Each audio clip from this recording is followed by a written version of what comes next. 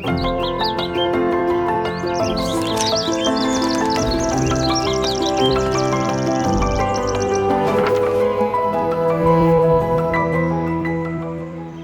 todos muito bem-vindos a mais uma transmissão do Instituto Vida para Todos. Tema geral, Gálatas, o único evangelho, o evangelho de Cristo. Utangazaji mwingine wa taasisi Vida para Todos. Mada kuu, Wagalatia injili pekee, injili ya Kristo. Ujumbe wa 15. Kile ambacho mtu atakavyokipanda ndicho atakavyokivuna. Somo la Biblia, Wagalatia sura ya 6 mstari wa 1 hadi wa 18. Tumetoka katika ushiriki huko Kaisarea ya Filipo, karibu wafanya kazi 200 na wale wanaojifunza kuwa wafanyikazi. Tulikuwa na siku nzuri sana. Shirika mwanga katika neno, atividades recreativas, onde nós recebemos aqui, estamos aqui com muita honra na pia burudani nyingi. Kwa mara ya kwanza wafanyikazi walipata fursa ya kushiriki katika shughuli za michezo pamoja. Tunawakaribisha hapa kwa heshima kubwa wafanyikazi waliokuwepo. Ndugu Jude alirudi nyumbani hapa na alikuwa bingwa wa meza ya ping pong.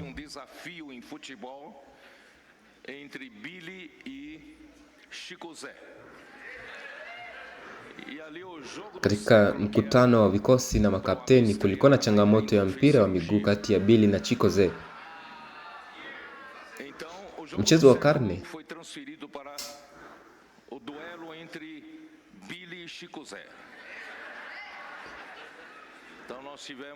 ulibadilisha kuwa mchezo kati ya Billy na Chicoze. Tulikuwa na siku nzuri sana kwa mara ya kwanza.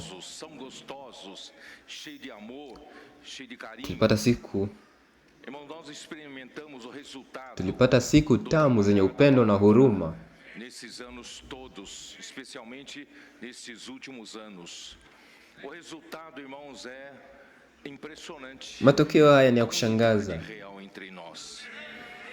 A unanimidade de mesma alma, temos o mesmo amor, temos o mesmo umoja, hali yetu, upendo mmoja na hisia moja, improduzível artificialmente.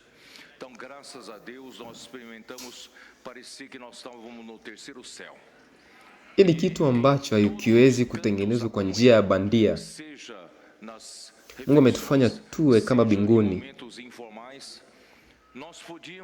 Katika kila kona ya ushirika, participar de qualquer grupo de comunhão, nós nos sentimos em casa. Não havia partidos, não havia pessoas que pensavam diferente. Wakati wa chakula au wakati wa burudani tulijisikia nyumbani, hakukuwa na migawanyiko. Não há entre nós ponto escuro, obscuro. Tudo é transparente. Hakukuwa na mtu yeyote aliye na mawazo tofauti. Tulikuwa mmoja kwa kila kitu. Ele é transparente e puro. E a vida da igreja está se tornando transparente. Hakukuwa na sehemu ya giza. Kila kitu ni wazi kama mto wa Yerusalemu mpya. Maisha ya kanisa yanakuwa wazi, hakuna maswali, hakuna ukosoaji, hakuna maoni tofauti. Bwana amefanya kazi kati ya wafanyikazi kwa njia ambayo umoja ulikuwa wa kipekee. Na sasa tunaona yote haya. Kwa nini? Na ni nani aliyesababisha yote haya? Ni neno.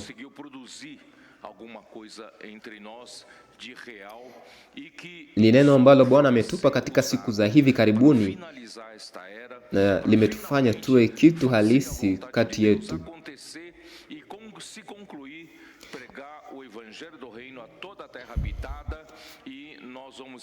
Na hiki kitatumika kumaliza enzi hii, kuhubiri nchi ya ufalme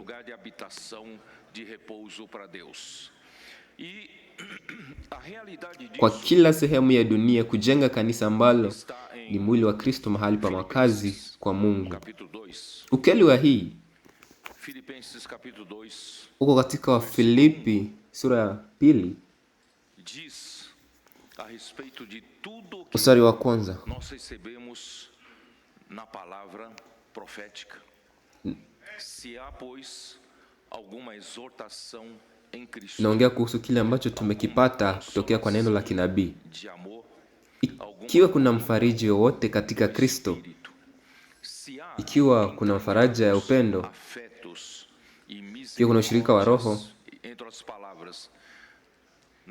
ikiwa kuna huruma na rehema, a palavra de Deus, Deus tem aberto o seu coração a esse grupo de pessoas que Deus considera ser, ikiwa kuna huruma na rehema, basi furahini. Pessoas íntimas, assim como quando depois que Jesus, Mungu amefungua moyo wake kwa kikundi hiki cha watu ambao Mungu anaona kwa marafiki wake, watu wa karibu, kama Yesu aliyofungua moyo wake baada ya mlo wa mwisho. A partir de João capítulo 14, capítulo 15, kabla ya kuacha, e capítulo 17, são 4 capítulos em que Jesus abriu seu coração. Katika Yohana sura ya 14, 15, 16 na 17, sura 4 ambazo Yesu alifungua moyo wake na afloraram ali e derramou-se em amor, e também nos fez, a partir da recepção desse amor, passamos a amar uns aos Yesu alifungua moyo wake na kutuonyesha upendo wake, na kupokea upendo huu tumeanza kupendana. Katika siku hizi za mwisho, Bwana amefanya kazi hii wiki baada ya wiki, neno la unabii, kuzama katika neno, kusoma, kuandika, kulala na Mungu, kuamka na Mungu. Tumejifunza kwa vijana wetu. Bwana alitupa vijana kama manyunyizo, no seio da aurora, no início da vinda do Senhor. Ninguém está vendo, mas nós. Bwana alitupa vijana kama manyunyizo ya umande wakati wa alfajiri ya kuja kwake.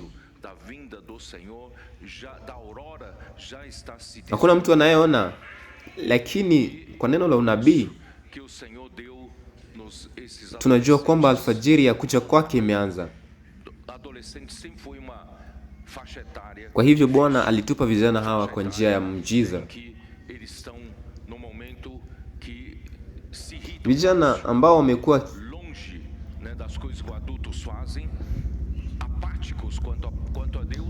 kwa urahisi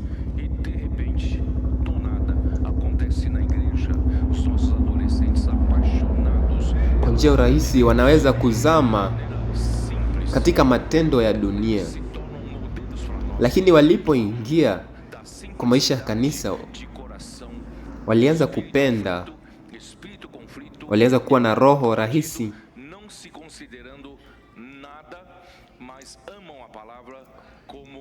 upendo, na wamekuwa kielelezo kwa sisi. Wamekuwa na nia ya neno la Mungu kama hakuna mtu aliyewahi kuwa nayo. Hii imeleta nishati mpya katika kanisa, na vijana wetu wameweza kuvutia vijana wengine pia.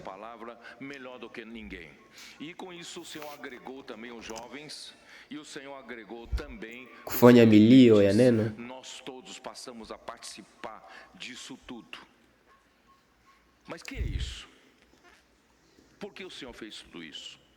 Bwana pia ameleta vijana na wazee katika kazi hii. Lakini hii ni nini? Kwa nini Bwana amefanya yote haya?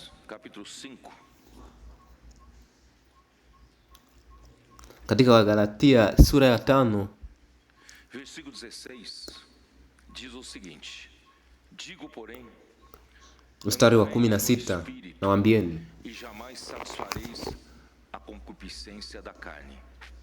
tembeeni kwa Roho, na nyinyi hamtatimiza tamaa ya mwili. Kanisa linapaswa kutembea kwa Roho wala si kwa mwili. Para que não frutifique a palavra de Deus nos corações. E nós Kwa estamos sababu vendo mwili una tamaa zake zinazopingana na Roho. e o espírito milita contra a carne e são opostos entre si para que não façamos o que porventura seja. Roho hupinga mwili na mwili hupinga Roho, Nosso coração é campo de batalhas. na yanapingana ili tusiweze kufanya tunachotaka. E a carne, me refiro ao nosso velho homem. E, irmãos, Moyo wetu ni uwanja wa vita kati ya roho na mwili.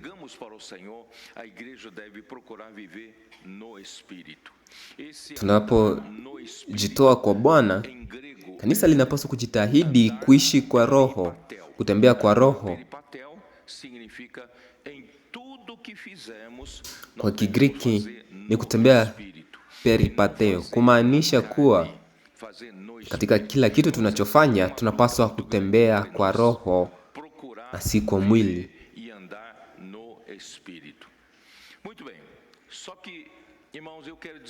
Kwamba tunafaa kujitoa kwa Roho na kufanya mambo kwa Roho.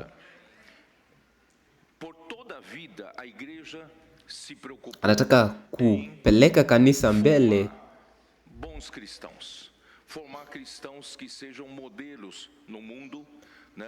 leo maisha ya kanisa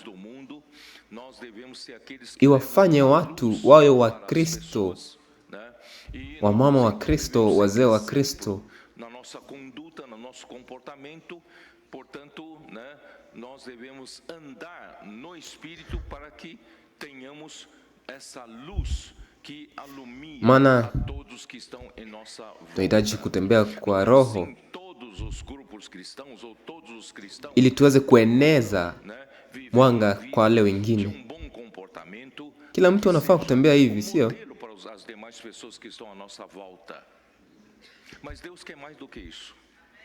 Kuishi kwa tabia mzuri kwa wale ambao walipo karibu nasi. Essas pessoas que vivem no Espírito, portanto, têm comportamento que, como o resultado é comportamento como fruto do Espírito. Hii paripateo, unapotembea kwa Roho, nayo inaweza kutoa matunda ya kiroho.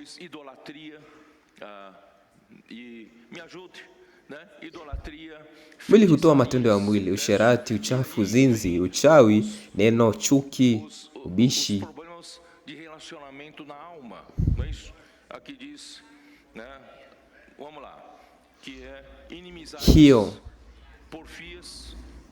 Hiyo nao ni ushiriki wa mwili na hisia ya mwanadamu. Disputa entre nós, divisões, discórdias, contendas, invejas. Isso é tudo, todos esses itens são obras da carne. Nao mwili inatufanya tuwe na wivu. Haya mambo yote ni mambo ya mwili. Esses são as obras da carne. Mas quem vive e anda no Espírito, nayo haya ni matendo ya mwili, lakini wale wanaotembea kwa Roho hutoa tunda, tunda ya kiroho. Mwili hauna maisha, lakini Roho hutoa maisha.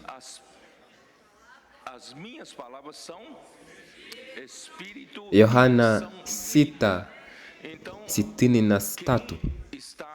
Quem anda no Espírito produz fruto.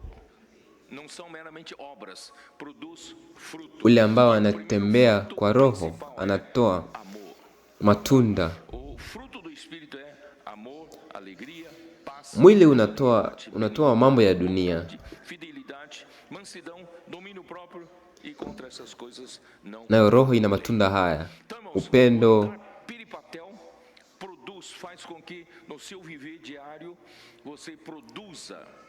toa upendo, furaha, amani, uvumilivu, wema.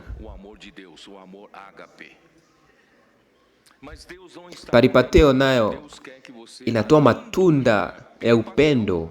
Aqui nós temos no versículo 25, se vivemos no espírito, andemos. Bali kuwa na mtendo ya peripateo. Katika mstari wa 25 tunasoma, ikiwa tunaishi kwa roho na tunaenda pia kwa roho.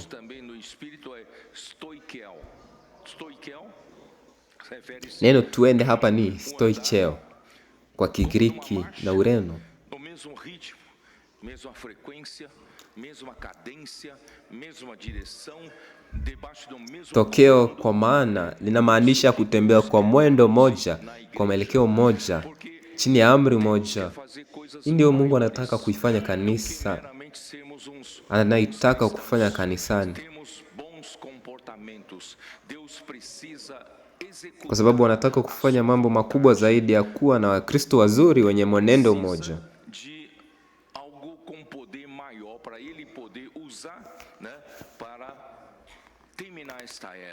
Então Deus precisa de andar stoicheo.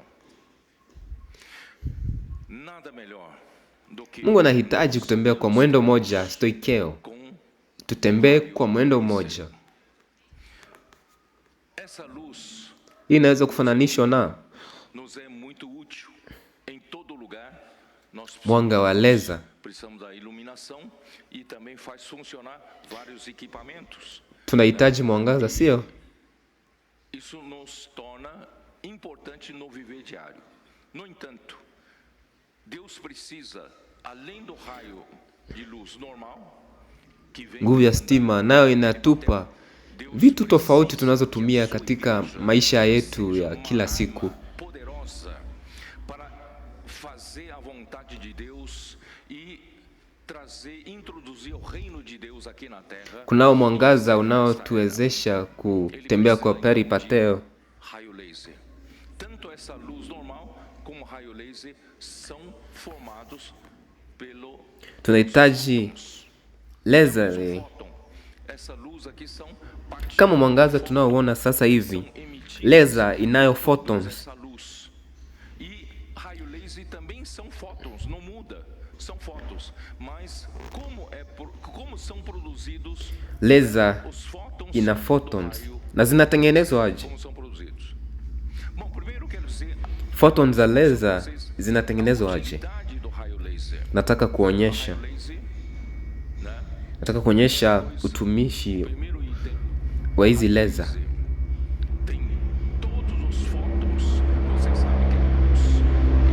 Laser inaweza kuwa na photons ili kutengeneza mwangaza.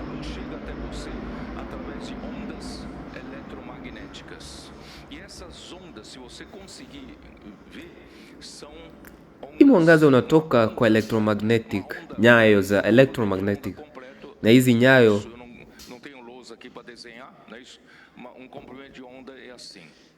zina urefu fulani. Nazo ni curved, lina umbo la curve. Comprimento de onda, várias cores de luz, de fóton, né? E forma luz branca. Kunayo urefu tofauti ili mwangaza utolewe.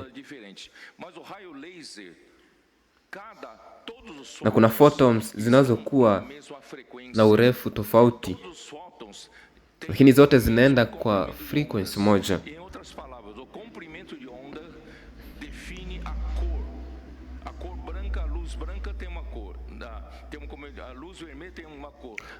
Urefu wa nyayo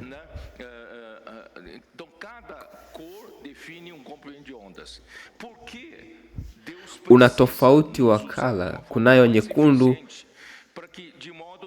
kunazo nyeupe.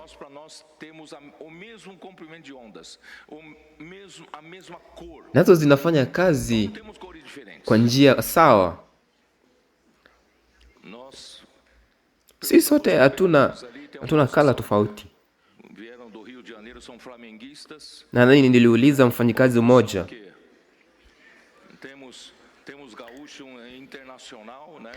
mfanyakazi alitoka Rio de Janeiro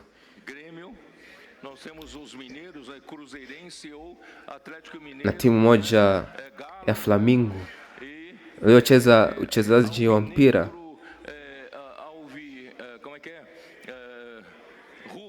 Hivyo walikuwa wanamfurahia yule aliyekuwa na nguo ilikuwa nyekundu na hiyo mwingine nyeupe.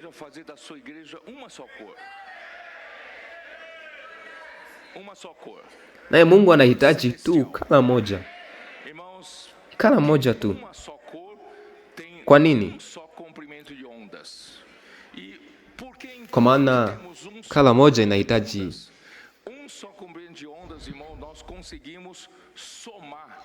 nyayo sawa. Ina faida gani?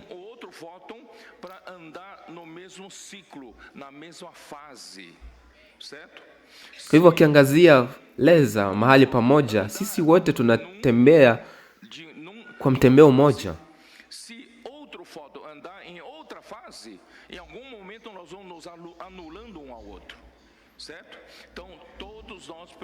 Kama foto ninaenda katika njia tofauti, nayo sisi kama sisi wa binadamu tukiwa hivyo tutatembea kwa njia tofauti na tutapigana. Mungu naye anatuweka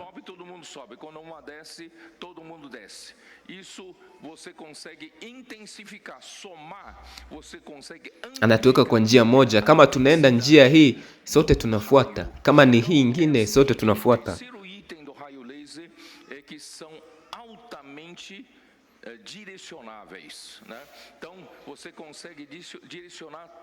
Hivi ndivyo leza inatengenezwa. Ukiangazia leza mahali pamoja, leza, sijui kama mnajua, inatumika pia kwa DVD, mchezo wa DVD na nyinginezo ya vyombo mnazotumia.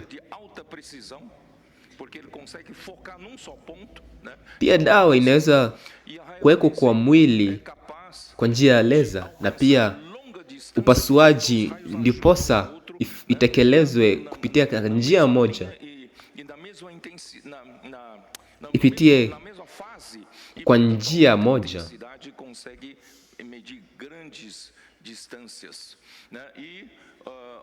Nao leza inaweza kufuata njia refu kwa usawa. Nataka kuonyesha kitu hapa.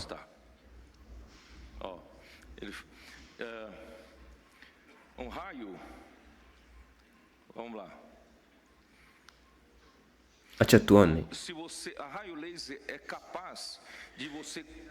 Mwangaza wa leza unaweza kufuatilia spectrum moja kwa njia sawa. Pia unaweza enda umbali wa mita 30. Inaweza pia kupitia kama jua ina Celsius mingi. Unajua kwamba maji yanaenda hadi 100 Celsius, lakini leza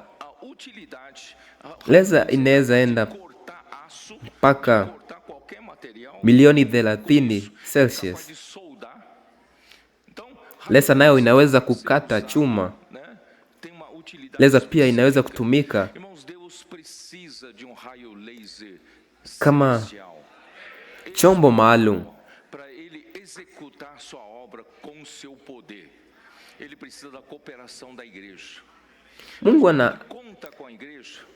Mungu anahitaji kufanya kama leza, ili sote kanisa na binadamu waende kwa njia moja. Bila hivyo basi wengine watakuwa na wivu, tawa na mafikira tofauti. Claro que não. Então, irmãos, não é somente Kama hivyo ndo tungeenda wivu na mambo tofauti, unadhani Mungu anaweza furahishwa na hiyo kanisa? Deus quer colocar esses fótons todos para uma utilidade específica. Ele precisa de Mungu anataka kuangazia hizi photons kwa njia moja ili kuleta kingdom yake karibu kwa dunia. Na nimeongea mara nyingi, kisha weka chombo kwa nyumba inayokuwa na nguvu, e para produzir o raio laser, esse material que somos eu e você dentro dessa câmara, na ili chombo uweke kwa x-ray. Ili chombo lazima iwe na nguvu nyingi, esse material precisa ganhar muita energia. E nayo hizo chombo lazima liwe na nguvu nyingi. O que você acha? Deus nos deu os adolescentes. Tunayo chombo gani katika ambacho Mungu ametupa? Tunao vijana na palavra e Deus começou a usá-los para energizar. É ou não é? Mungu anatumia wao kutupa nguvu. Napatana na vijana ambao ni tofauti. Adolescente sozinho também não funciona. Precisamos dos capitães. Tunahitaji matisi, nahitaji makapteni ambao wataweza kuwapeleka mateenager kwa njia inayokuwa sawa. Sasa tunahitaji vijana hawa watengeneze hichi chumba cha nguvu.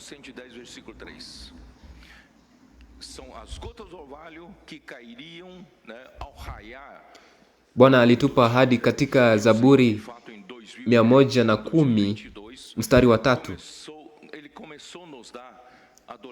Mungu alianza kutupa vijana surgiram ali e de repente, surgiram em poucas cidades e de repente, irmãos, em pouco mais de um ano e meio, nós tínhamos já katika miji tofauti. Kila mwaka na mwaka tukawa na nyumba 500 za vijana kote duniani. Na hao vijana wote ndugu wana nguvu sana. Wana nguvu sana. Walikuwa kuweko mwendo mpya kanisa.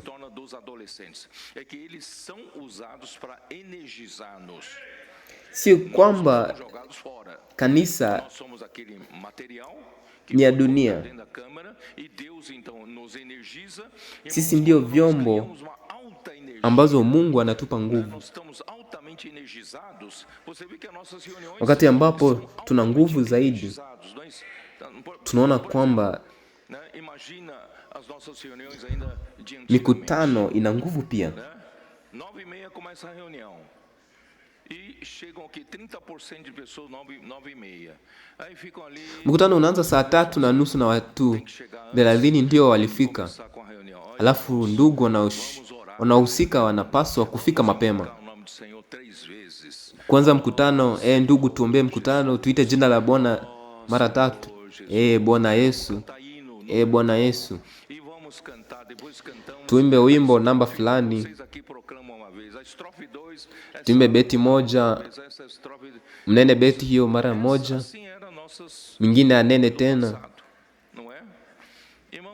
Ndugu, hivi vilivyo mkutano yetu ya zamani, sivyo ndugu? Vijana hawa hawakujua kitu. Vijana hawa tulipewa hawakujua kitu.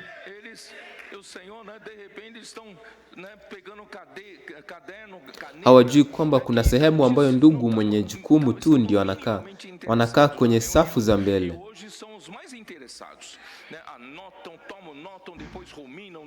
Ghafla wanachukua daftari na kalamu, ambapo hapo awali hawako na hamu ya mkutano.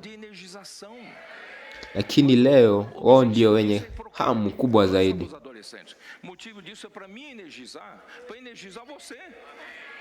Tunapopata nguvu mimi nawe, altamente energizado é que começa a produzir raio-x. Hicho chombo ni wewe nami. Entenderam?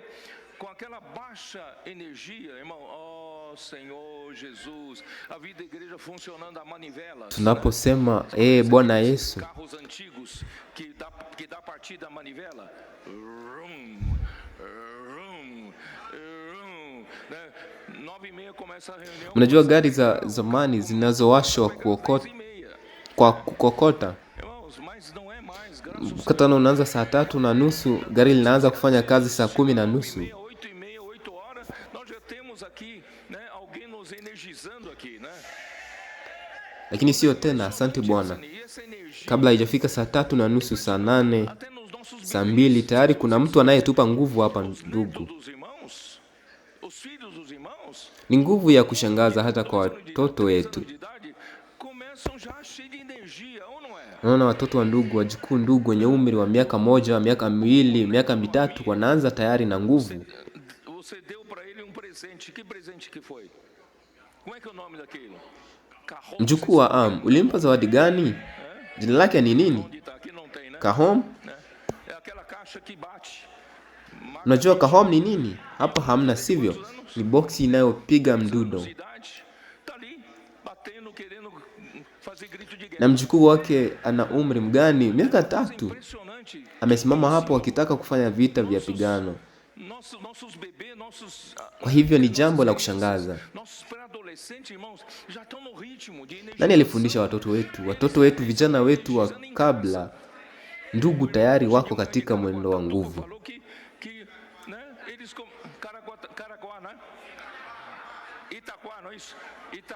Ndugu leo asubuhi kutoka Karaguatuba alisema kwamba Karagwa Itakwa, sivyo?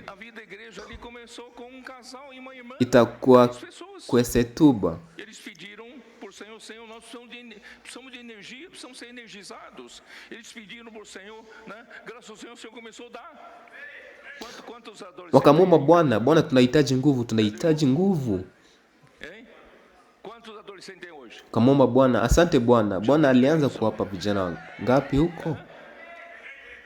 Ndugu yuko wapi? Ndugu, hebu vijana wangapi wapo leo?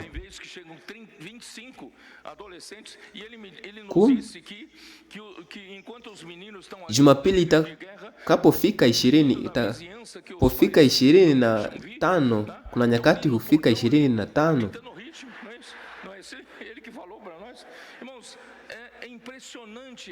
Na aliniambia kwamba wakati wavulana wakiwa hapo wanafanya vita vya pigano, wavulana wa jirani ambao wazazi hawaruhusu kuja, wako kwenye mlango wakiingia katika mwendo, sivyo?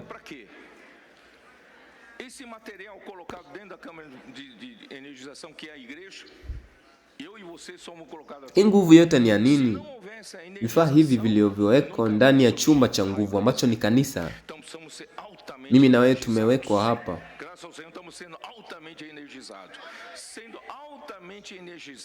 Kwa hivyo tunahitaji kuwa na nguvu kubwa.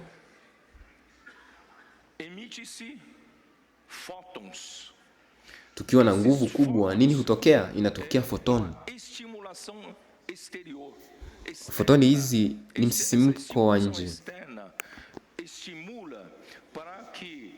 Msisimko huu wa nje unasisimua fotoni zinazotolewa na atomi za vifaa hivyo vilivyo na nguvu. Se não souber também não precisa, viu, amém, não precisa se preocupar se não entender, mas assim, os átomos desse material que somos nós, irmão, todos os átomos têm elétrons, né?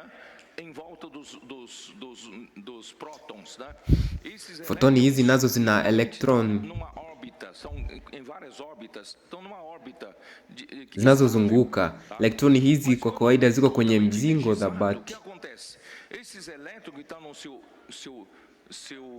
sua órbita habitual, por causa da energização, saltam para uma órbita. Elektroni hizi ziko kwenye mzingo wao wa kawaida kwa sababu ya nguvu, kuruka mzingo mkubwa wa nishati.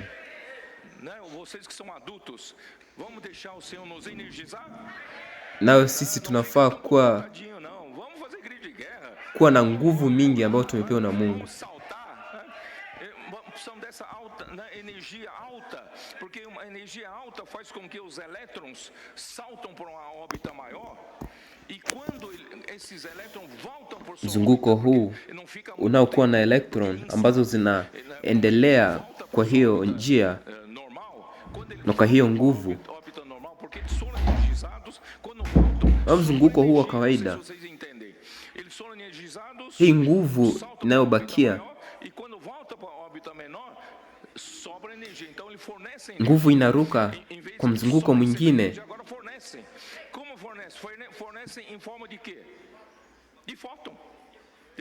Hii nguvu tunayopewa,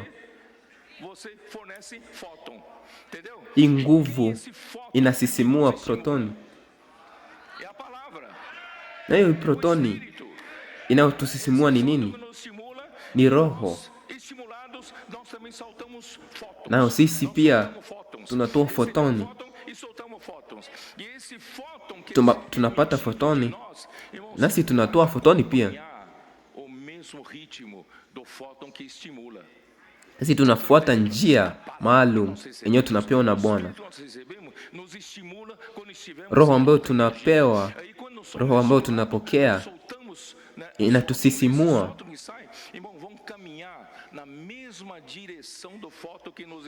kufuata njia moja, kufuata nyayo moja, kutembea kwa mzunguko mmoja. Na ndani ya hii nyumba ya nguvu kuna vioo viwili katika pande zote mbili. Hii protoni inapiga sehemu moja, nayo inapiga kwa kioo hiki kingine. Sasa hivyo ndivyo tunatembea kwa nguvu moja. Sasa hiyo nayo inakuwa mwanga wa leza. Sijui kama unafuatilia vile Mungu anataka. Mungu anataka tuwe Wakristo walio na maadili mema. Mungu anataka kukutumia kama chombo ili uweze kutoa nguvu sana, ili kuweze kuleta Mungu tena. Matokeo ya roho yana kazi gani? Wacha tuende kwa Filipino mlango wa 2. Waraka wa Filipi 2. Onde estou? Estou abrindo em Colossenses. Espera aí. Filipenses. Versículo 1. Wa Filipi 2 mlango wa kwanza. É a palavra, exortação em Cristo, consolação de amor, comunhão do Espírito, entranhados afetos e misericórdias. Irmão, durante esse tempo todo, wakati huu wote tunapokea msisimko wa kazi ya Roho. Neno hili ambalo tunapokea kila siku inafaa kufanya kazi, kuzamishwa kwa neno, kulia kwa neno.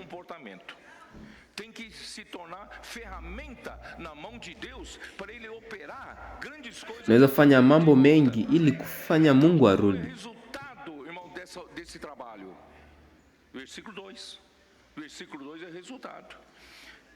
Mlango wa 2.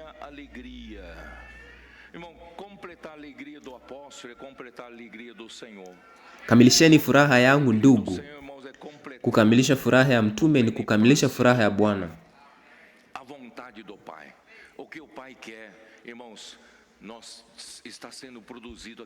Kukamilisha furaha ya Bwana ndugu ni kukamilisha mapenzi ya Baba. De modo que penseis a mesma coisa. É como se fosse vocês tenham a mesma. Kutimiza furaha ya Bwana ni kama tuseme unakala tofauti. Ukiwa na nyayo tofauti ni vigumu sana kuingia katika hii njia. Kwa maana lazima tuwe na nyayo sawa na rangi sawa. Nyayo sawa na rangi sawa, tuwe na upendo sawa na hisia moja. A coerência na física, nós estamos em fase. A onda, né, caminha todos na mesma fase. Então nós estamos Sasa tunamalizia tukiwa kwa huyo mwendo mmoja,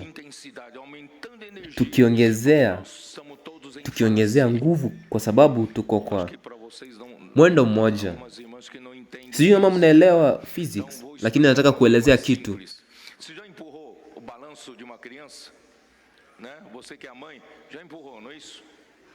Mwahi kusukuma mtoto kwenye swing?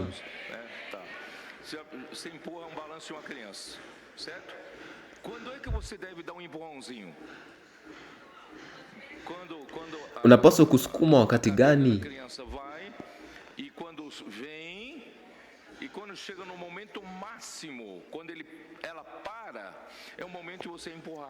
Wakati kiti kinapoelekea kwako au kinaporudi na kinakofika kwenye kiwango cha juu, ndio wakati wa kusukuma. Unaelewa? Você vai prejudicar, você vai interromper ou você vai frear. Então, se o balanço chega, ini kuwa katika awamu ya sawa, unaposukuma kwa awamu sawa, unaongeza mwendo, lakini ukisukuma kwa wakati usiofaa, utaharibu au utapunguza mwendo. Kwa hivyo, ikiwa swing haijafika kiwango cha juu na wewe ukasukuma, utakuwa unapunguza mwendo. Unaelewa? Ini kutokuwa katika awamu sawa. Tunahitaji kuwa wote katika awamu moja. Amina. Sio moja ukipunguza mwingine, wala mmoja akikatalia mwingine, bali tuweze kujumlisha nguvu zetu zote katika awamu moja. Kama leza inayoangaa kwa njia sawa, nasi tuende kwa njia sawa, kwa mwongozo sawa, ndio sote tufike energia moja.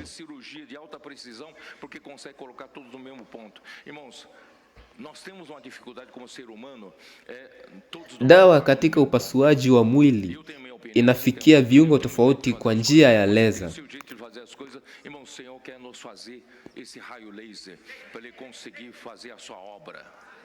Vocês estão entendendo? Aí no final, ter o mesmo sentimento. Nós saímos daqui, irmãos, todos nós saímos daqui com o mesmo. Na tukiwa na mawazo moja, queremos fazer a vontade do Pai. Tutaweza kufurahisha Baba. Aquilo que ele suspira, aquilo que ele anela, nós queremos fazer. Tunataka kutimiza mapenzi ya Baba. Então nós temos o mesmo sentimento, executar a vontade do Pai para poder o Senhor, nosso querido Senhor, ili Bwana wetu apendaye arudi. Amina. Hii ndio vita yetu. Unaamini hili? Uko katika hili au la? Kwa hivyo ndugu, usiwe nje ya chumba hiki cha kuongeza nguvu.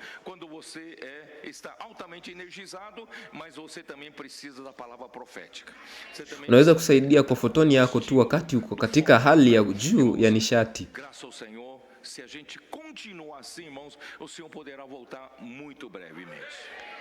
Lakini pia unahitaji neno la unabii, unahitaji kuchochewa na fotoni. Shukrani kwa Bwana. Ikiwa tutaenda hivi, Bwana anaweza kurudi haraka sana.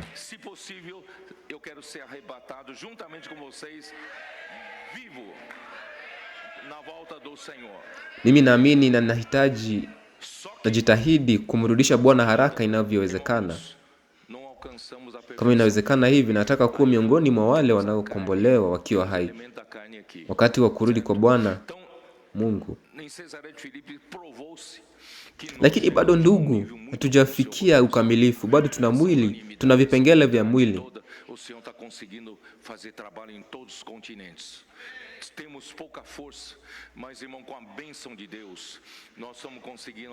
Tuna nguvu kidogo, lakini ndugu, kwa baraka ya Mungu tunaweza kufikia watu. Hata Ulaya tuna haifiki hata 20, sivyo? Tuna wangapi Ulaya? 20? Makopota 20? Ndugu, kuna makopota 20, lakini tayari kuna mzungu alisema. Nilisafiri kwenda Ureno, nilikabiliwa na makopota, kisha nikaenda Italia, nikakabiliwa na wengine makopota wengine, nikaenda Uingereza, mwingine pia akanikabili. Sisi ni wachache sana, haifiki 20, lakini hii ni mambo ya ajabu. Hii ni miale ya leza inawafikia watu, sivyo? Kwa hivyo Bwana, ndugu, tunapaswa kutumia fursa hii kuambia ndugu wote, tunapaswa kutafuta wajipisia, kwa kuwa tunahitaji makopota zaidi.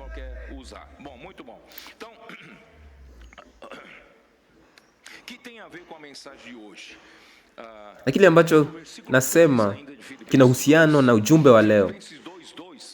Wafilipi 2 mstari wa 2.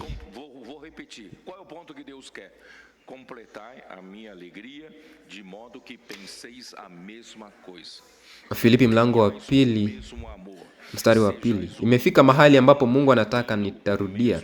Ni wapi mahali ambapo Mungu anataka? Kamilisheni furaha yangu, kwa kuwa mnafikiria kitu moja, mna upendo mmoja, kwa umoja wa roho, mkiwa na mawazo sawa. Mstari wa 3 unatualika,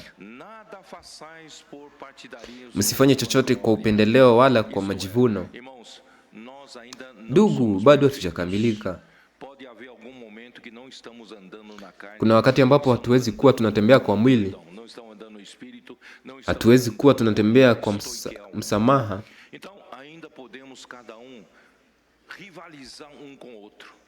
Hatuwezi kuwa tunatembea kwa roho, hatuwezi kuwa tunatembea kwa maisha ya kiroho. Baada ya kila mmoja wetu anaweza kushindana na mwenzake, baadaye kila mmoja wetu anaweza kushindana na mwenzake.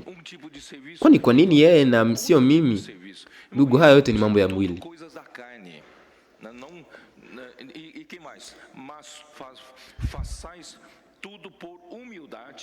Considerando cada os outros superiores a si mesmo. Irmãos, vamos todos na vida da igreja, a fim de nós sermos instrumento para o Senhor poder usar, irmão, vamos considerar cada os outros superiores. Nunca tem aquela arrogância de que eu sou melhor, eu sei fazer e você não sabe fazer. Irmãos, pela misericórdia que estamos servindo ao Senhor, né? Então vamos agir com humildade. Lakini fanyeni yote kwa unyenyekevu, kwa kumwona mwingine kuwa bora zaidi yako mwenyewe. Hapana. Ndugu, tuko katika maisha ya kanisa ili tuwe vyombo ambavyo Bwana anaweza kutumia.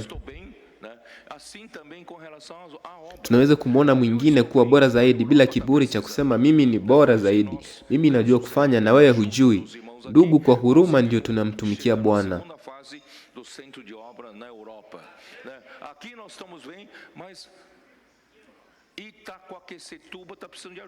Kuna hii Itaquaquecetuba nahitaji msaada. Tusiwe tunafikiria yale yetu tu, bali tufikiriane ya kushughulikiana.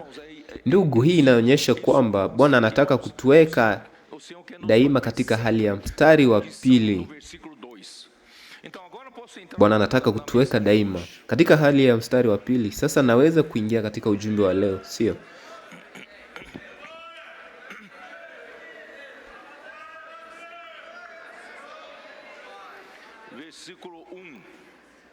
Wagalatia mlango wa 6 mstari wa 1. Ndugu, ikiwa mtu atakamatwa katika kosa, ninyi ambao mna roho, mrekebishe kwa roho ya upole, na jihadhari usiwe pia unajaribiwa. Mungu ametupeleka mbinguni. Tumeona kwamba wafanyikazi wote ni moja, wana nia moja, wana hisia moja.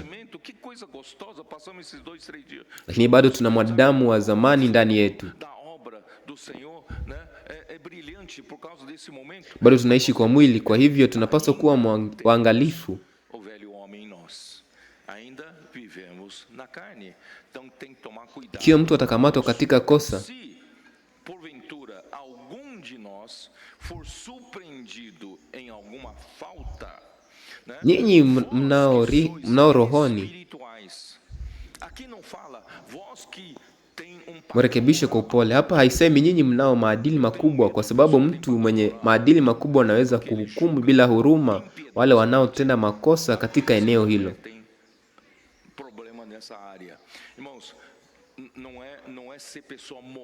Ndugu, sio kuwa mtu wa maadili, bali kuwa mtu wa roho. Tunahitaji kutembea kwa roho, kufanya kazi kwa roho, kuhukumu kwa roho, sio kuhukumu kwa maadili yako au dhana yako ya kiadili. Wala hii haimaanishi kuvumilia dhambi. Ndugu, tunapaswa kujifunza kutembea kwa roho.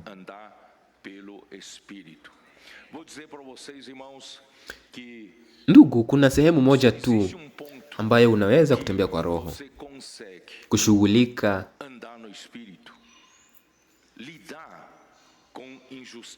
haki zisizo sawa au dhambi au makosa kwa haki na kwa upendo. Mungu ni hivyo. Deus é assim. Eu não sei quem entende geometria espacial. Sijui ama mnaelewa geometry maalum.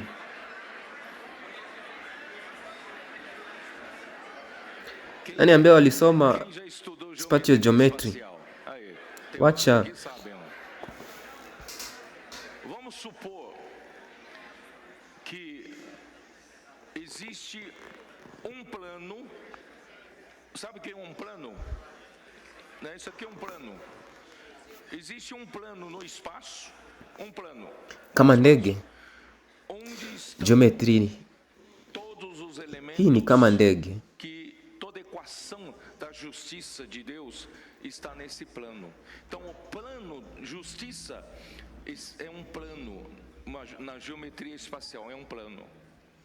E o amor está em outro plano. Tuseme upendo uko kwa ndege moja. Está em outro plano. Porque você vê que às vezes o pai é severo demais com o filho. Baba ana makabiliano na mtoto wake, naye mama anampenda sana mtoto wake. Utapata baba ako ndege tofauti na mama yake ako ndege tofauti. Sasa unaweza kukabiliana aje? Sasa kama unaelewa spatial geometry, hii sehemu utaweza kufanya haki namna gani?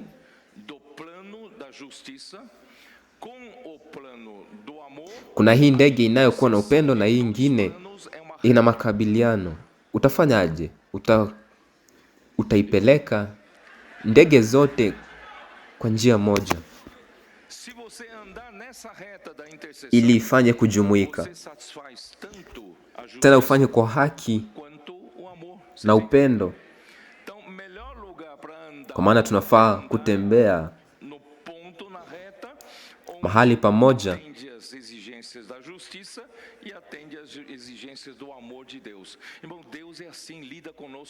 ili tupate uzima wa Bwana. Kama Mungu angekabiliana na sisi kama ndege hizi mbili na bila upendo, tungekuwa tunapigana. Lakini mtu wa kiroho anajua kutembea kwa kushikana, bali si kwa kama ndege hizi mbili zinazoachana.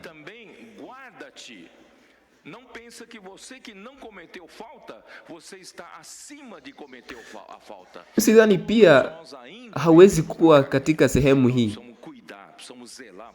Sisi wote tunatembea kwa mwili. Usiwe na kiburi na kuangazia kidole katika wale wengine, useme mimi ni mzuri kuliko wengine.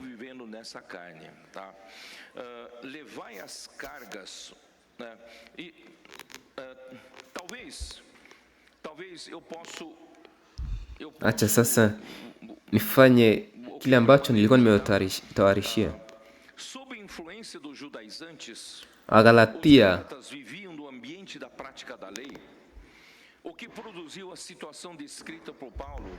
Se vós, Galatia 5, versículo 15, 5 se vós, porém, vos mstari wa 15, lakini kama mnapigana, vede que não sejais mutuamente destruídos. Esse ambiente de quê? De um julgar o outro. Eu julgo você, eu mordo você, eu devoro você, e nós acabamos todos. kama mnapigana, mimi napigana, Por isso a igreja precisa de basi baadaye hatutakuwa pahali pazuri. espirituais são aqueles Wale ambao que wanatembea kwa roho de qualquer falta. Espirituais são aqueles que zelam para andar no espírito e cuida para hawaanguki katika majaribio. Tá certo? Tá, vamos lá. Eu não tenho muito tempo. No ambiente do certo e errado, quando um aponta erro do outro, dá a impressão que ele está acima de qualquer suspeita de cometer esse tipo de erro, não é assim? Unapokosoa kosa la mwingine, inaonekana kwamba wewe hauna kosa hilo, lakini wewe si huru. Kwa hivyo unaweza kuchukua fursa hiyo kupanda cheo kanisani na kusababisha uharibifu. Mara nyingine unaweza kutumia kosa la mwingine kuvamia na kupanda. Bwana Yesu, unanielewa? Bwana Yesu. Kwa hivyo tunapaswa kuwa waangalifu, kuwa wa roho.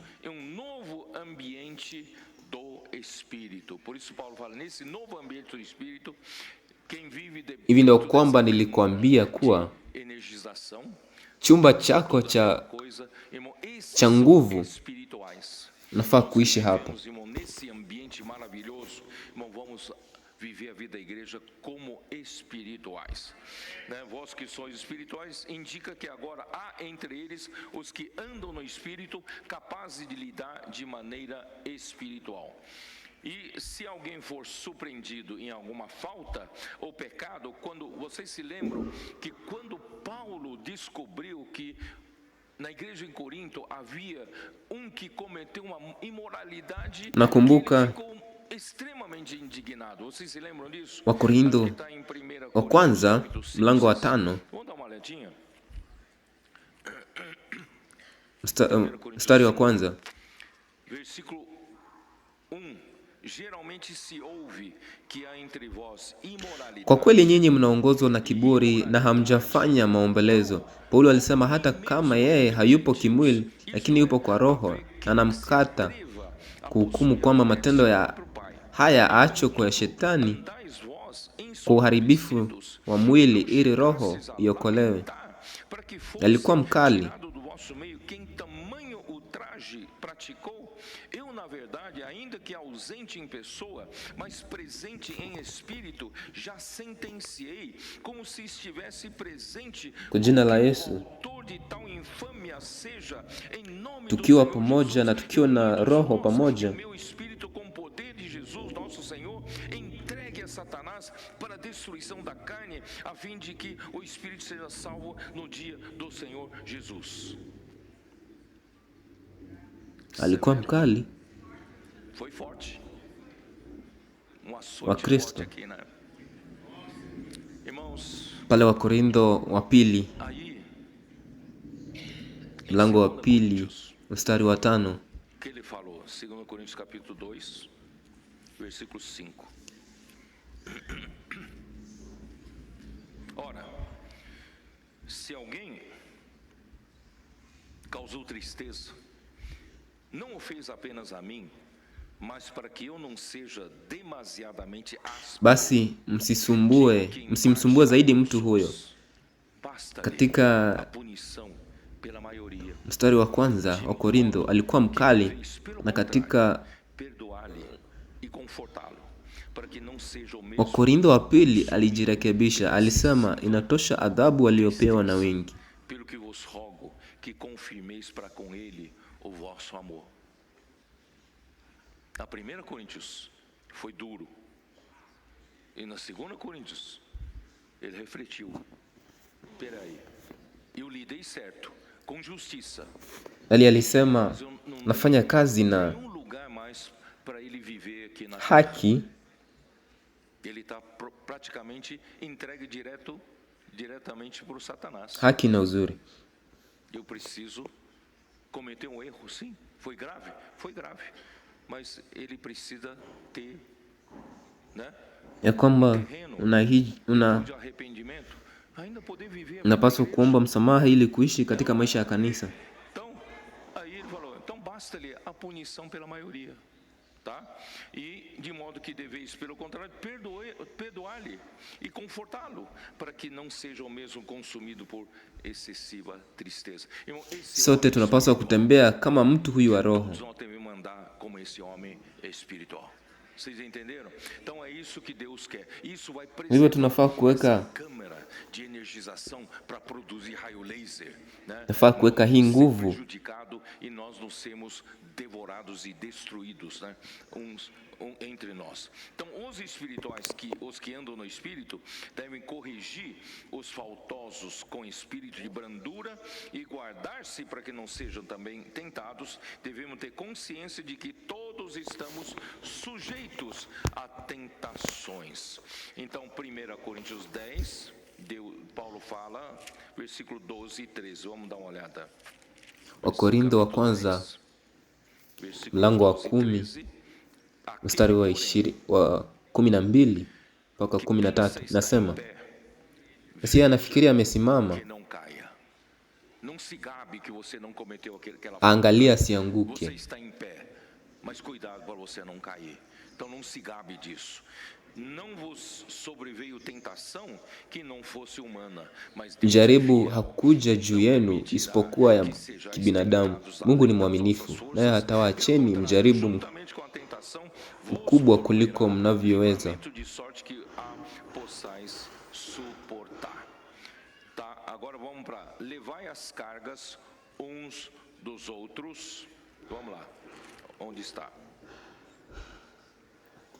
Levai as cargas uns dos outros e assim acha tuweze kujali mizigo ya wengine de Cristo. Irmãos, não vamos tunasoma mstari wa 3, nasoma wa Galatia, por que eu vou procurar sarna para me coçar? Né? Por que eu vou procurar mais problemas para mim? Quando irmãos falam, irmãos, vamos participar do central de acolhimento, vamos participar da missão família, vamos telefonar para as pessoas precisam de ajuda, precisam ser, né, cuidadas. Tal. Você vai dizer, mas eu já estou cheio de carga, já estou sobrecarregado. Irmãos, aprenda, quando você realmente se dispuser a levar a carga dos outros, a sua carga é aliviada, você sabia disso? Experimente fazer isso. Experimente participar da missão família. Você está vivendo, né, uma vida cheia de problemas, cheia de estresse, né? Você está numa, como é que é, sinuca de bico que fala? Você está numa sinuca de bico, não tem saída, sua vida está horrível. Aí o irmão chega e ainda fala para você, irmã, telefona para esses dois contatos essa semana. Você tem tempo, né? O tempo que você tiver, telefona e apacenta essas duas pessoas. Mas já tem um problema demais, né? Eu estou numa sinuca de bico. Hivi unajua ukimpigia mtu você passa a ouvir os problemas dessa pessoa e você com a palavra, com a imersão na palavra, akwambie mashida zake, unaweza msaidia na neno la Mungu, kuzama katika neno la Mungu, na huyo mtu ataweza kusaidika. Com a imersão na palavra e a pessoa é ajudada, agradece a Deus e agradece você e você Ndugu, chukua mzigo ya wengine pia, lakini mzigo huu hautazidi mzigo wako, bali utapunguza mzigo wako. Acredita não acredita? Utapunguza na utapata pumziko. Uko katia hali ngumu, huna njia ya kutoroka, uko kati hali ya kufadhaika, lakini unapomhudumia mtu mwingine, mwisho utapata pumziko kwa nafsi yako. Aminini neno hili. Por isso que Jesus, né? Jesus falou em Mateus 11, não é isso? O que Jesus falou em Mateus 11 sobre carga? Versículo 28.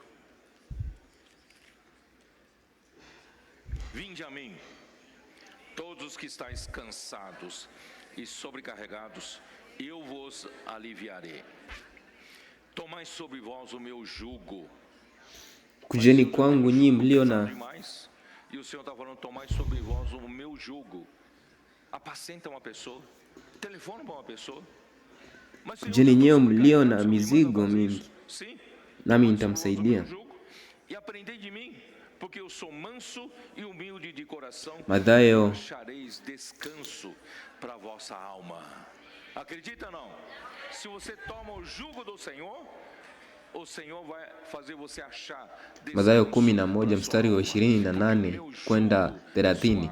Njooni kwangu nyinyi msumbukao na mliobebewa mzigo, nami nitawapumzisha. Chukueni nira yangu juu yenu na nijifunze kwangu, kwa maana mimi ni mpole na mnyenyekevu kwa moyo, nanyi mtapata mapumziko kwa nafsi zenu. Kwa maana nira yangu ni laini na mzigo wangu ni mwepesi. Vamos carregar a carga também dos outros. Só que essa carga não vai aumentar a sua carga. Essa carga vai diminuir a sua carga. Você vai encontrar descanso. Você está numa sinuca de bico, não tinha saída, né? Você está desesperado. Kwa hivyo tuhudumie watu wengi wanaotengeneza kila siku na wale wanaohubiri Injili kila siku. Watu wengi wanahitaji kutunzwa. Ikiwa kila mmoja atabeba mzigo wake tu, watakuwa na nini hawa watu? Ndugu, tuchukue mzigo ya wengine pia, lakini pia mzigo huu hautazidi mzigo wako, bali utapunguza mzigo wako. Utapata pumziko. Uko katika hali ngumu, kuna njia ya kutoroka. Uko katika hali ya kufadhaika, lakini unapomhudumia mtu mwingine, mwishowe utapata pumziko kwa nafasi yako. Amini leo. Tuko hapa kwa ajili ya neema ya Mungu. Ukidhani kwamba wewe ni mzuri, e não sendo nada, e a si mesmo se engana, tá? Mas prove cada o seu labor. Ikiwa unajiona kuwa mzuri na huna kitu, unajidanganya. Unicamente em si e não em outro. Irmãos, cada de nós procura ser fiel ao Senhor e trabalhar. Não é? Tunaweza kuunda vikundi vya TCI kusaidia. Kuna vikundi vya familia. Wacha kuwa na mambo mengi ya kufanya kwa TCI. Kwa mfano, ikiwa wewe na mke wako mna wajibu wa kuimarisha kundi la familia katika mtaa mwingine, waomba vijana wawili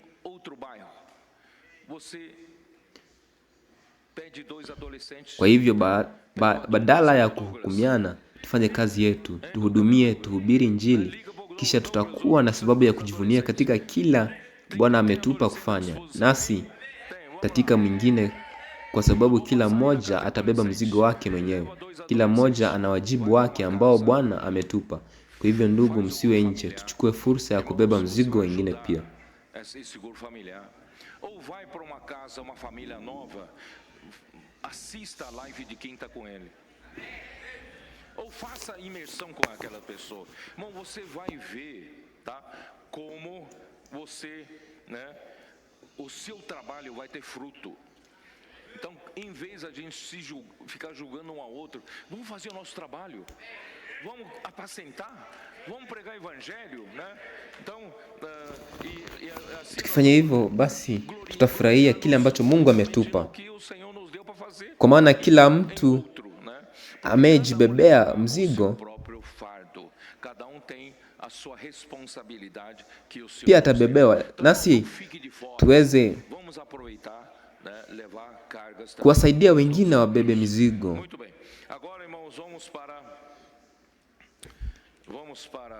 Luka 18 mstari wa 9. Alisimulia mfano huu kwa wale waliojitumaini kwa wenyewe kwa kujiona wakiwa waadilifu.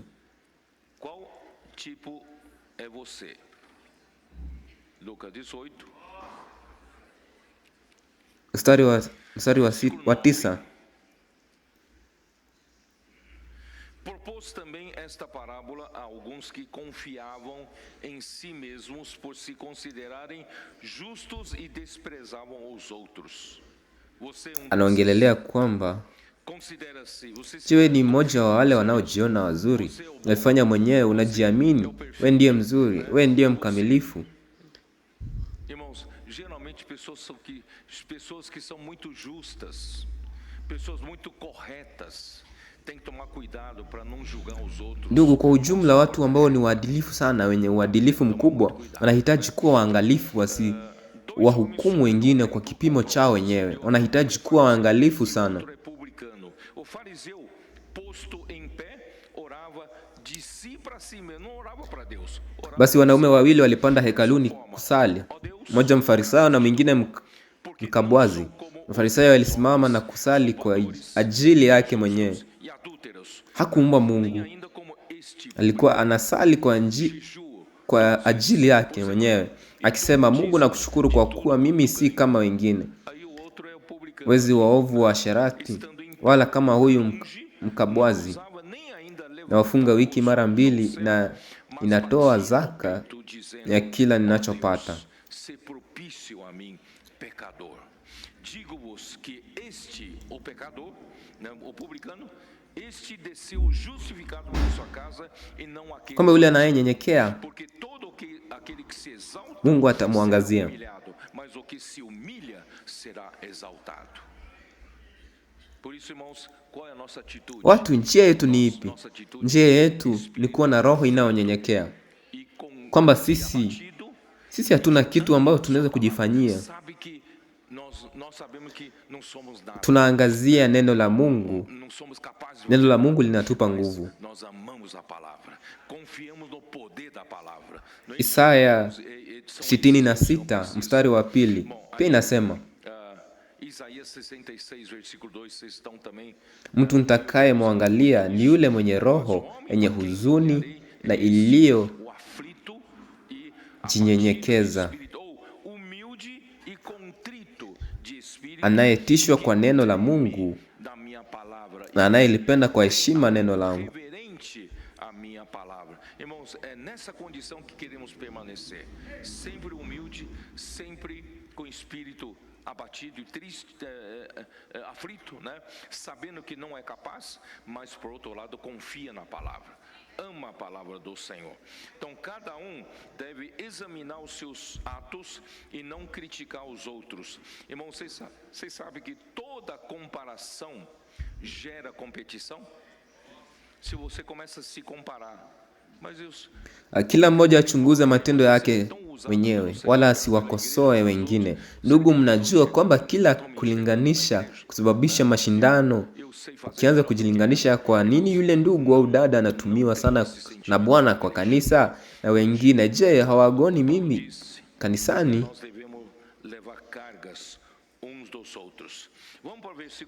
Mimi naweza kufanya kazi vizuri zaidi kuliko yeye. Ndugu, msiwe na mawazo hayo kanisani. Leo Paulo alisema napaswa kubeba mizigo ya wengine. Tunaenda kwenye mstari wa 6 wa Galatia 6. Bwana Yesu,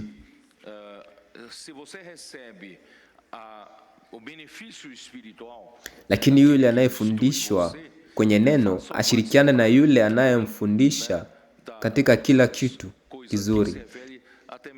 Ndugu, hii ni kanuni. Ukipokea faida ya kiroho kutoka kwa yule anayefundisha, basi pia mshirikiane katika mambo yanayohusu hata vitu vya kidunia, mali ya kidunia. Hii ni kanuni ya kiroho kwa wale wanaopokea faida za kiroho kwenye neno, kuchangia kwa mali za kidunia kwa yule anayekufundisha.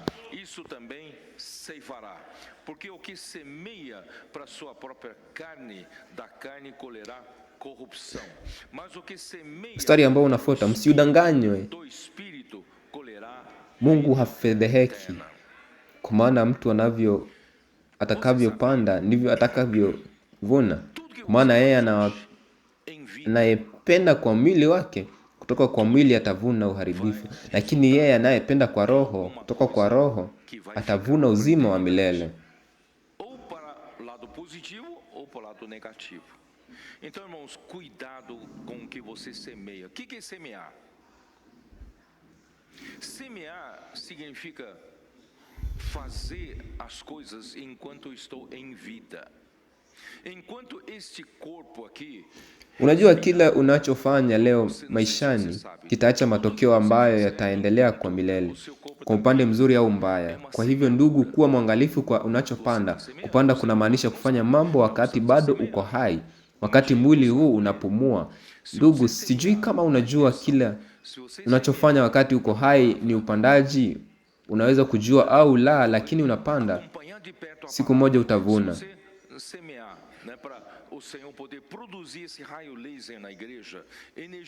Ukifuatilia kwa karibu neno, ukipanda kwa Bwana ili aweze kutoa mwanga, huwa lesa kanisani kwa nguvu, kwa TCA, kuwatunza watu, kuhubiri Injili, kwenda mitaani kama wafanyikazi, kukabiliana na majanga kwa upendo wa kuokoa watu. Hii ni upandaji na utavuna hicho. Mas se você também pode semear indiferença a tudo isso. Você continua vivendo, né? Eu não tenho tempo, eu preciso ganhar. Lakini pia unaweza kupanda ukatili kwa yote hayo. Unaendelea kuishi, sina muda, ninahitaji kupata pesa, nina mambo mengi sana. Nitakapokuwa na muda zaidi nitarudi kumtumikia Bwana. Kwa sasa sina wakati wa kufuatilia. Ndugu, unapanda. Ndugu, tuchukulie tahadhari kwa unachopanda. Nós lá na Cesarea de Filipe, nós sentamos lá no deck do refeitório. Jana baada ya kiamsha kinywa tulikuwa kwenye chumba cha Filipi. Tuliketi kwenye deck la jikoni na ghafla kikundi kikubwa cha wafanyakazi kiliungana pale. Na Didimo alianza kuuliza maswali magumu kidogo yenye mtego. Alikuwa akinishurutisha ndugu. Mwisho wa mazungumzo yalifikia hatua ambayo tunapaswa kufaidika wakati bado tuko hai. Kwa sababu baada ya kufa, chega ao ponto, irmãos, que nós temos que aproveitar enquanto estamos vivos. Ndugu, itaisha katika hali utakayokutana nayo kifo. Kwa hivyo wakati uko hai una fursa ya kupanda mambo zaidi ya chanya. Kwa sababu nitakapokufa, mwili huu utakufa na fursa itaisha. Nilichofanya tayari nimefanya, na kile ambacho sikufanya sitafanya tena. Na nielewa, lazima upande leo. Lazima upande leo. Ukipanda nini?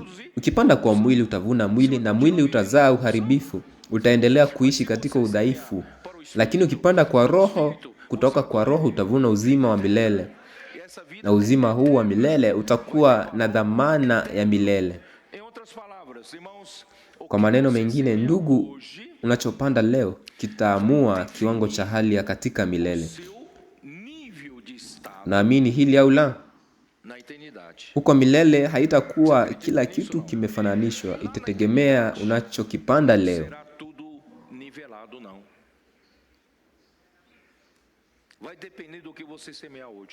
Kwa hivyo kama hutaki, samahani kwa kutumia lugha ya jeshi, kama hutaki kuwa askari wa kawaida huko milele, ndugu, basi unapaswa kupanda zaidi. Kwa hivyo wakati uko hai, kama Korintho wa kwanza mlango wa 15 inaweza kutupa mwangaza zaidi. Korintho wa kwanza 15 mlango wa 35. Lakini mtu atauliza, wafu wanafufua wafu kwa namna gani na katika mwili gani wanakuja?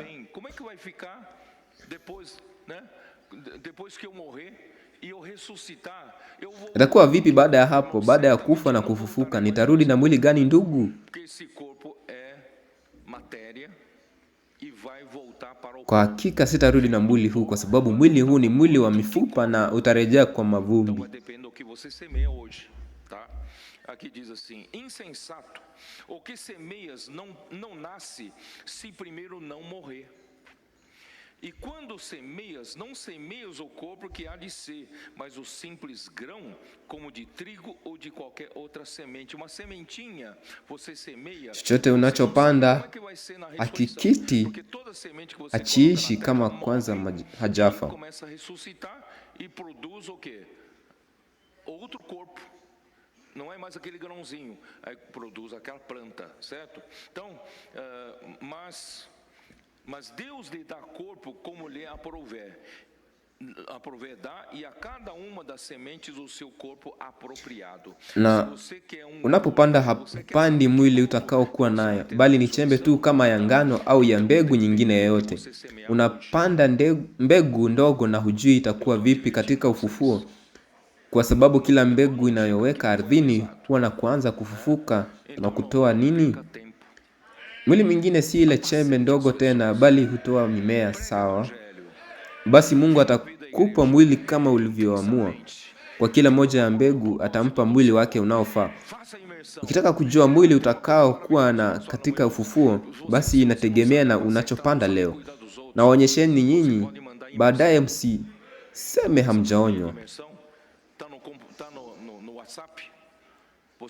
Basi ndugu, msiache wakati upite. Olha, eu não sei falar nada de Deus, mas a minha vida transformou depois que eu comecei a desfrutar dessa palavra. Eu quero também que essa palavra ajude você, transforme a sua vida. Eu estou mandando para você, desfruta cada dia. E depois essa pessoa vai dizer: puxa, muito obrigado, minha vida mudou, minha família mudou, meu casamento mudou. Puxa, essa palavra realmente é Deus falando comigo. Nataka pia maneno haya yakusaidie wewe, yabadilishe maisha yako. Natumia kwa kufurahia kila siku, na baadaye huu mtu atasema asante sana, maisha yangu yamebadilika, familia yangu imebadilika, ndoa yangu imebadilika. Maneno haya ya kweli ni Mungu anaoongea nami. Basi utasema umesaidika na maneno haya. Unaweza pia kuyatumia kwa majirani zako, kwa rafiki zako. Ndugu, tutaongeza uenezi kati yetu kwa njia hii. Wakorintho wa kwanza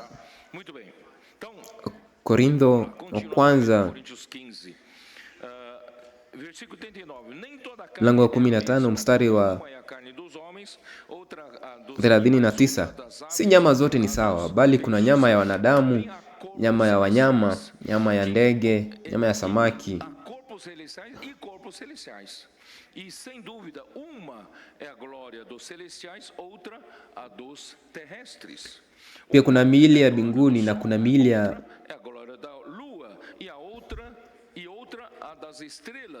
pia kuna miili ya mbinguni. Bila shaka utukufu wa vitu vya mbinguni ni tofauti na utukufu wa vitu vya duniani. Utukufu wa jua ni mmoja, utukufu wa mwezi ni mwingine, na utukufu wa nyota ni mwingine. Hata kati ya nyota kuna tofauti ya mng'aro. Hii ndiyo Paulo aliyosema hapa. Katika ufufuo tutakuwa na mng'aro tofauti, tutakuwa na viwango tofauti. Oh Bwana Yesu. Kwa maana hivi ndivyo ufufuo wa wafu utavyotokea. Mwili hupandwa katika uharibifu, utafufuka katika usioweza kuharibika.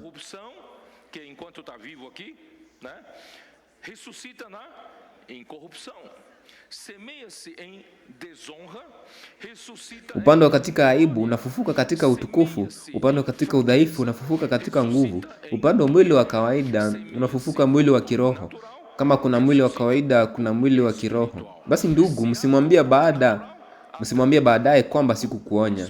Basi tuchukue fursa leo kupanda kwa uzima wa milele, kupanda kwa roho.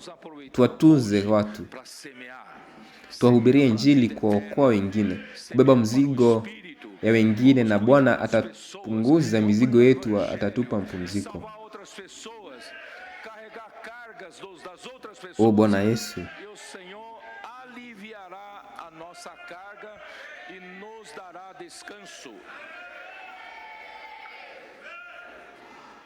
ó Senhor Jesus, e não cansemos de fazer o bem, porque a seu tempo ceifaremos.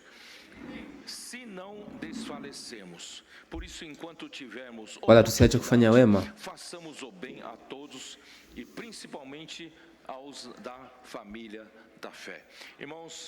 kwa maana wakati wake tutavuna kama hatuchoki. Kwa hivyo tunapokuwa na fursa tufanye wema kwa wote, hasa kwa ndugu na imani. Ndugu, tunapaswa kuchukua kila fursa,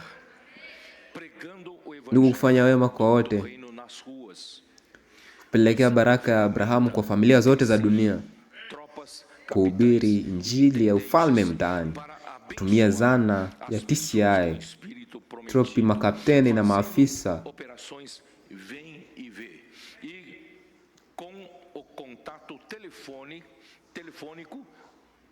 kubariki watu kwa Roho aliyeahidiwa, kufanya operesheni kuja uone, na kwa mawasiliano ya simu kupitia misa ya familia,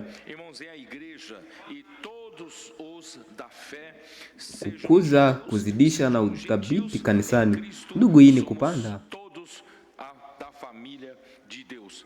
familia ya imani. Ndugu ni kanisa na wote wa imani, Wayahudi au watu wa mataifa. Katika Kristo sisi sote tuko katika familia ya Mungu.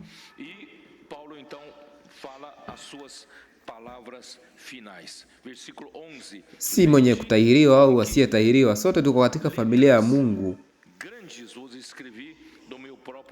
Iko katika Waefeso mlango wa 2. Waefeso 2 mlango wa 19. Basi Paulo anasema maneno yake ya mwisho hapo Wagalatia 6:11. Angalieni kwa herufi kubwa, niliandikeni kwa mkono wangu mwenyewe. Inamaanisha nini ndugu? Paulo alikuwa na shida ya macho, ugonjwa wa kuona uliodhihirika wakati wa ziara yake ya kwanza Galatia.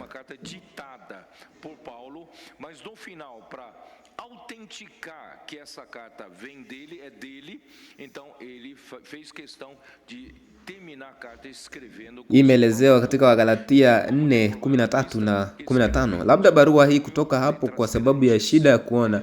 Barua imeandikwa kwa msaada wa watu wengine,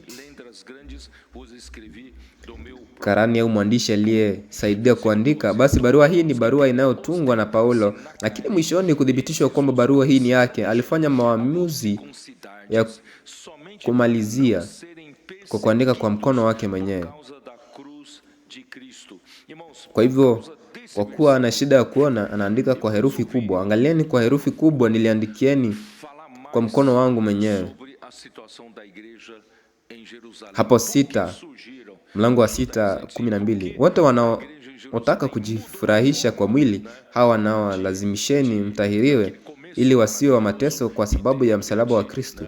Ndugu, kwa sababu ya aya hii niliamua kuzungumza zaidi kuhusu hali ya kanisa Yerusalemu.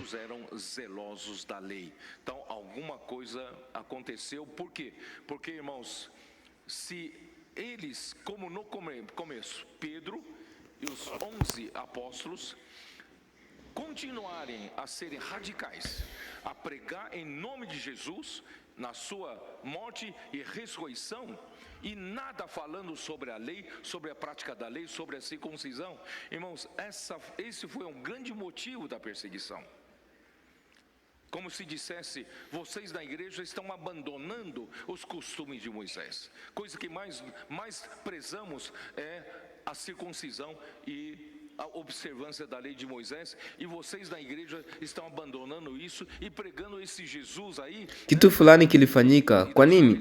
Kwa sababu ndugu, kama mwanzoni Petro na mitume 11 waliendelea kuwa wakali, wakihubiri kwa jina la Yesu, kufa kwake na kufufuka, bila kusema chochote kuhusu sheria, kuhusu utekelezaji wa sheria, kuhusu utahiri. Ndugu, hii ilikuwa sababu kuu ya mateso, kana kwamba wanasema, ninyi katika kanisa mmeacha desturi za Musa, jambo tunalolipenda zaidi na utahiri na utunzaji wa sheria ya Mose. circuncisão, porque continuo sendo perseguido.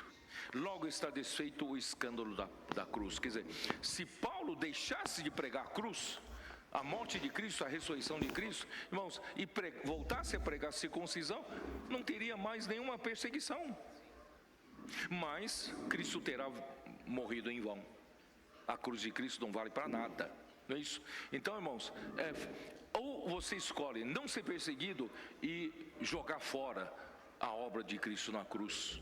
Portanto, irmãos, aqui, esses judaizantes constrangem os gálatas a circuncidarem, porque eles não querem ser perseguidos por causa da cruz de Cristo. Pois nem mesmo aqueles que se deixam circuncidar guardam a lei, antes querem que vos circuncideis para se gloriarem da própria carne. Irmãos, não confiar na cruz que extermina nosso velho homem e nos leva a viver no Espírito em novidade de vida. Irmãos, essa vida é muito abstrata. É mais fácil, irmãos, ter uma regra para seguir, não é isso? É mais fácil ter uma lei para seguir. E ter sinagogas para ensino da lei é muito mais fácil do que a gente aprender a viver no Espírito. Irmãos, é uma artimanha de Satanás, mas longe esteja de mim gloriar-me. Kufuata sheria ni kudanganywa na shetani. Mstari wa 14. Irmãos, hatufai kuwa na kiburi kwamba tunayo sheria. Deus não consegue mais fazer a sua obra, no Novo Testamento, mas graças ao Senhor Paulo foi fiel, foi perseguido. Kama hakuna Roho Mtakatifu, basi hatuwezi fanya kazi yake. A pureza da verdade do evangelho. E hoje Paulo alikuwa mwaminifu, nós seguimos esse caminho. hata aliuliwa kwa maana ya hiyo. Irmãos, o mundo está crucificado para mim e eu para o mundo. Que mundo é esse? Claro que você pode entender esse mundo como mundo do pecado, mundo da imoralidade, mundo de amar a riqueza, mas, irmãos, Paulo está se referindo o contexto aqui é questão dos judaizantes que queriam levar os gálatas de volta à prática da lei e abandonar a cruz de Cristo. Então, irmãos, que mundo é esse? É um mundo religioso. É um mundo que aparentemente está fazendo o homem guardar a lei de Deus, tentar agradar a Deus pela sua própria carne, mas, irmãos, ainda enreda o homem no sistema do mundo. A religião, há um departamento do mundo que chama departamento religioso. Irmãos, Cristo morreu para nos desarraigar desse mundo perverso. Logo no capítulo 1 de Gálatas, Paulo fala sobre Yesu alikufa ili kutuweka huru kutokana na dunia. Paulo aliongea hii katika mlango mwingine. Sistematizado e nem dessa religião dele, pois nem a circuncisão nem a incircuncisão é alguma coisa, mas o ser nova criatura. Kwamba kutahiriwa na sheria haina kitu kinachofanya kuishi katika roho. Efésios 4, dá uma olhada em Efésios 4, kukuwa mtu mpya. Wacha tuone Waefeso 4 mstari wa 24. E vos revistais do novo homem criado segundo Deus em justiça e retidão procedentes da verdade. Porque mvae mtu mpya aliyeumbwa kwa Mungu katika haki na utakatifu wa kweli. Kwa nini? Kwanza anasema katika aya 22 kuhusu tabia ya zamani. Lakini mtu wa zamani aliyeharibika kwa tamaa za udanganyifu. Ndugu, ukirudi kwenye utekelezaji wa sheria, huyo mtu wa zamani anaendelea kuishi ndani yako na anaendelea kukubebea kwa tamaa, akiharibu ndani yako kwa tamaa za udanganyifu.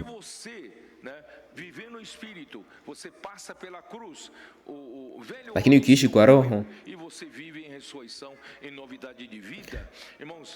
unapita msalabani, mtu wako wa zamani amekufa, unaishi katika ufufuo, katika uhai mpya. Bwana Yesu,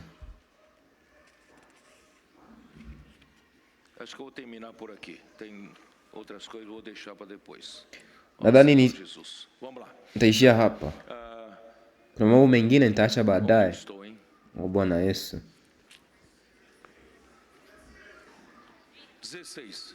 E a todos quantos andarem de conformidade a esta regra, paz e misericórdia sejam sobre Waefeso mlango 6:16. Irmãos, quem são esses que querem andar nessa regra?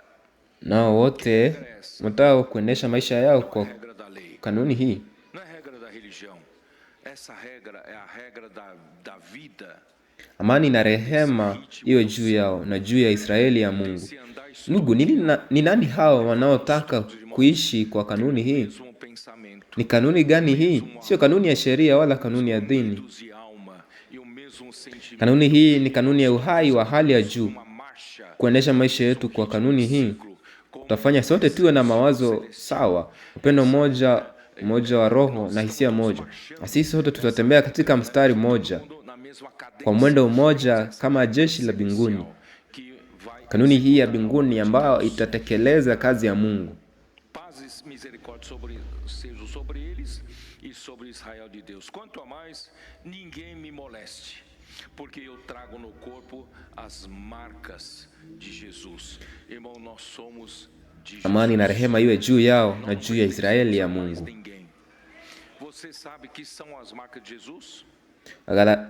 Wagalatia mlango wa 6 mstari wa 17. Kwa sasa mtu yeyote asinisumbue, kwa maana mimi nina alama ya Yesu mwilini wangu. Ndugu, sisi ni wa Yesu, hatumiliki mtu mwingine. Unajua zipi alama za Yesu? Kwa nini Paulo anasema hivi?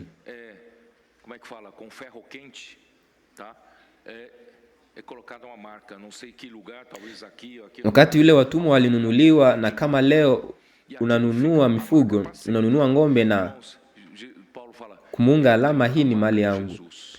Kila mtumwa aliyenunuliwa alipewa alama, kwa mfano kwa chuma moto. Alichoma mahali fulani, labda hapa au hapo mkononi, na ile alama ilibaki milele. Ndugu, Paulo anasema, nina alama za Yesu, mimi ni mtumwa wa Yesu.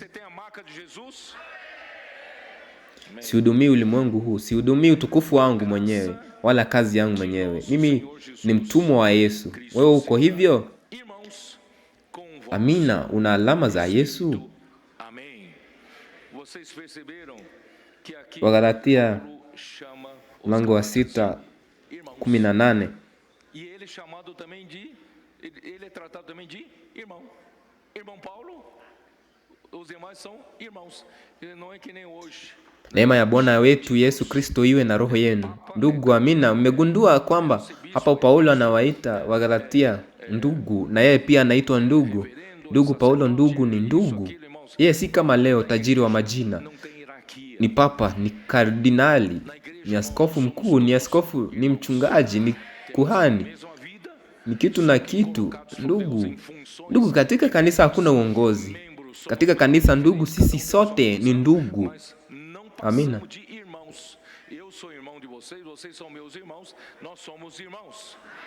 Sisi ni viungo tofauti, kila mmoja na kazi yake, lakini hatuzidi kuwa ndugu. Mimi ni ndugu yenu, nyinyi ni ndugu zangu. Sisi ni ndugu. Amina. Hakuna naye juu kwa mamlaka. Hakuna hivyo katika kanisa.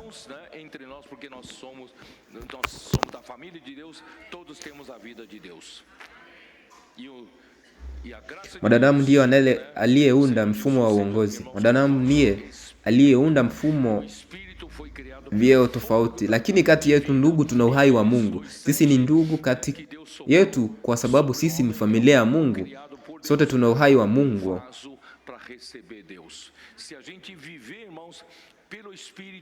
né, que está vivendo dentro do nosso espírito, que contém o Espírito de Deus, irmãos, o nosso caminho será seguro.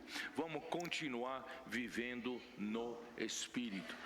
Não se esqueçam de semear para a vida eterna. Semear. Wacha tusisahau Irmão, não kupanda perca tempo. kwa maisha, kupanda kwa roho. Ninguém sabe o dia da sua Tusiweze partida. kutupa fursa hii. Irmãos, eu não tenho garantia nenhuma de que eu vou viver muito tempo. O Senhor é que sabe. Portanto, irmãos, aproveite o dia de hoje. Vamos semear. Mungu anajua kwamba tusitupe wakati leo. Semear para a vida eterna. Tuchukue fursa ya leo, tupande kwa roho, penda kwa uzima wa milele. Amina.